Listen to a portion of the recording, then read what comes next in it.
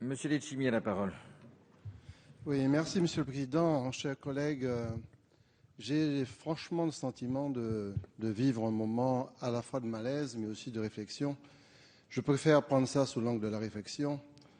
Je voudrais indiquer que marier les expressions niche fiscale et politique d'investissement, prendre d'un côté l'appellation niche fiscale pour donner le sentiment qu'à la limite, les départements et régions d'outre-mer recevraient quelque part quelque chose qui serait de l'ordre du douteux, c'est extrêmement gênant. Parce qu'il faut rappeler que la politique d'investissement par la défiscalisation, c'est un choix qui a été fait il y a plusieurs années. Et ça a été fait notamment par la droite.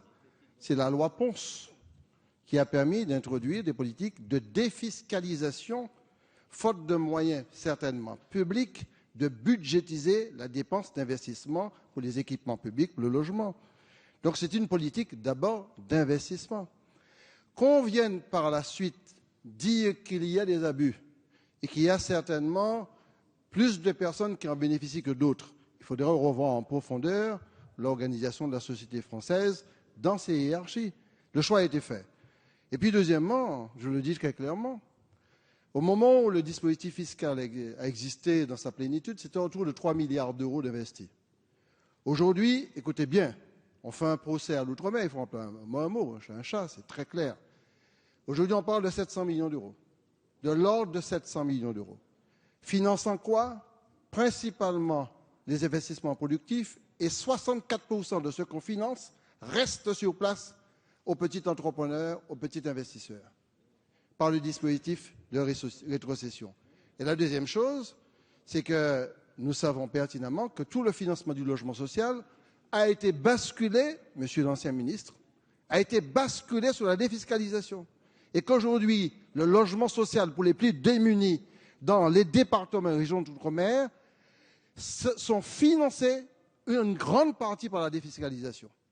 Alors, je le dis, je le répète, je considère qu'il faut certainement faire une évaluation très sérieuse pour qu'on sorte de ce modèle-là.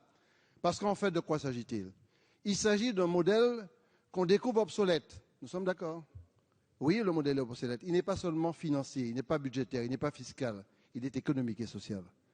C'est justement la capacité qu'on doit se donner pour que ces pays puissent se développer sans compter justement sur ce type de manne financière qui apparaissent comme une espèce de don donné à volo à des départements qui en abusent. Et je propose, et je l'ai répété à plusieurs reprises, au lieu de décider comme cela, M. Carrez, de mélanger un petit peu l'aspect culturel, l'aspect patrimonial par rapport à l'outre-mer, je ne pense pas qu'on soit sur le même terrain.